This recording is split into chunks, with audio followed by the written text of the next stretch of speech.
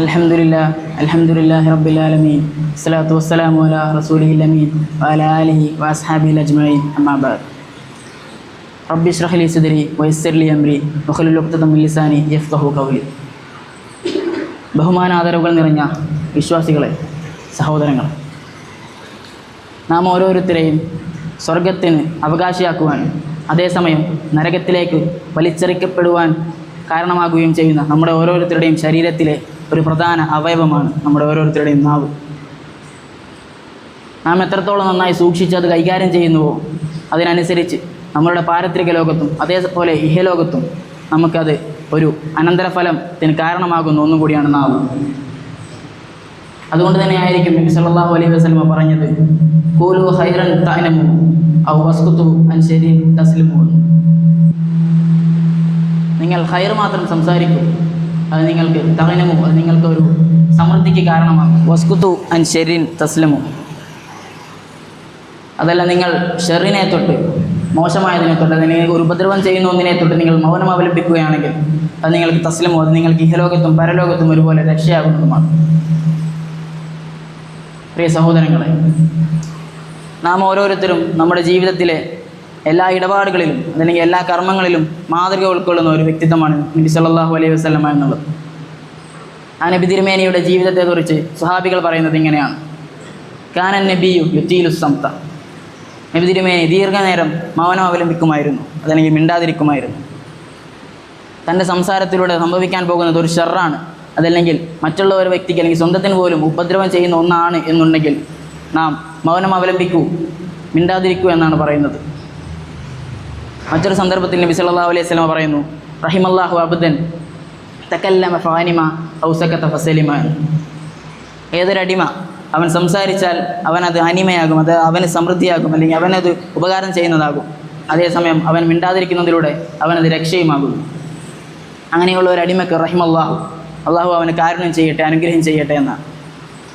ഇതുകൊണ്ട് തന്നെ ആയിരിക്കാം അബൂ ദർദാ റളിയല്ലാഹു അൻഹു നമ്മോട്, നിങ്ങൾ സംസാരിക്കാൻ പഠിക്കുന്നത് പോലെ മിണ്ടാതിരിക്കാനും മൗനം അവലംബിക്കാനും നിങ്ങൾ പഠിക്കൂ എന്ന് നമ്മെ ഉത്ബോധിപ്പിക്കുന്നത് വന്നു പോകാറുള്ള തെറ്റുകൾ മൂലമാണ്.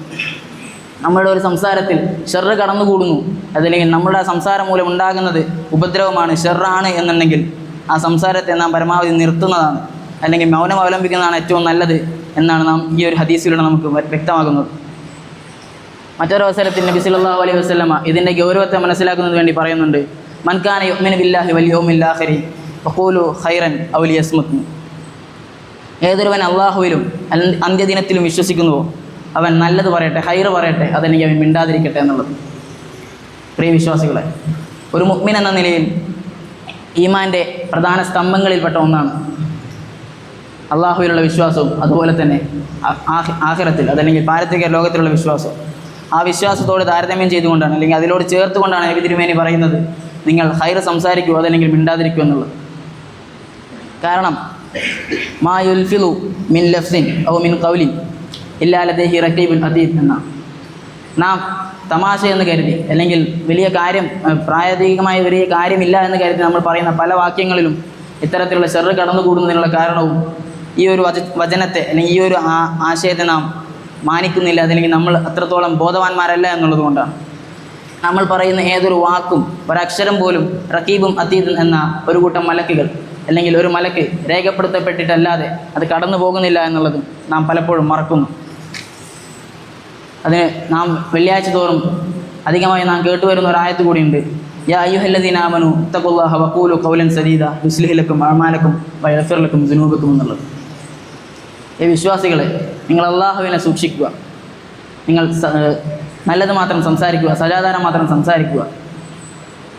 അതിലൂടെ യുസ്ലിഹ് ലക്കും അഅമാലക്കും, നിങ്ങളുടെ അമലുകളെ നാം സ്വീകരിക്കുന്നതാണ്, പൂർണ്ണമാക്കുന്നതാണ്.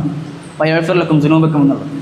നമ്മുടെ ഓരോരുത്തരുടെയും ജീവിതത്തിൽ അറിഞ്ഞും അറിയാതെയും രഹസ്യമായും പരസ്യമായും ചെറുതും വലുതുമായി നാം ഓരോരുത്തരും പല തെറ്റുകളും ചെയ്തു പോയിട്ടുണ്ടാകും. അത്തരത്തിലുള്ള തെറ്റുകളെ, നമ്മുടെ സംസാരത്തെ, അല്ലെങ്കിൽ നമ്മുടെ ഈ ഒരു ആശയവിനിമയം ചെയ്യുന്നതിലുള്ള നമ്മുടെ സൂക്ഷ്മതയിലൂടെ നമുക്ക് സംരക്ഷിക്കാനും അതിനെ ഒഴിവാക്കി കളയാനും സാധിക്കുന്നു എന്നുള്ളതാണ്.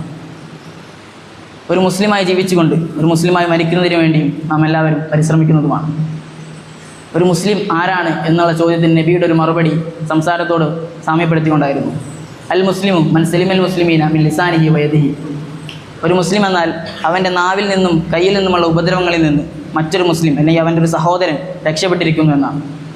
അതായത് നമ്മുടെ നാവിൽ നിന്നോ കയ്യിൽ നിന്നോ ഉള്ള ഉപദ്രവങ്ങൾ മൂലം നമ്മുടെ ഒരു സഹോദരൻ അല്ലെങ്കിൽ മറ്റൊരു മുസ്ലിം ഉപദ്രവിക്കപ്പെടുന്നു, അതല്ലെങ്കിൽ അവനതൊരു വിപത്തായി മാറുന്നു എന്നുണ്ടെങ്കിൽ അതിനെ പരമാവധി നമ്മൾ കുറയ്ക്കുകയും ഒരു മുസ്ലിമായി ജീവിക്കാൻ നമ്മൾ ശ്രമിക്കുകയും ചെയ്യേണ്ടതുണ്ട്. ഒരു മുസ്ലിമായി ജീവിക്കുവാനും മരിക്കുവാനും അല്ലാഹു തആല നമുക്ക് ഓരോരുത്തർക്കും തൗഫീഖ് ചെയ്യട്ടെ എന്ന് പറഞ്ഞുകൊണ്ട് ഞാൻ നിർത്തുന്നു. വാഖിറു ദഅ്വാനാ അൽഹംദുലില്ലാഹി റബ്ബിൽ ആലമീൻ. അസ്സലാമു അലൈക്കും.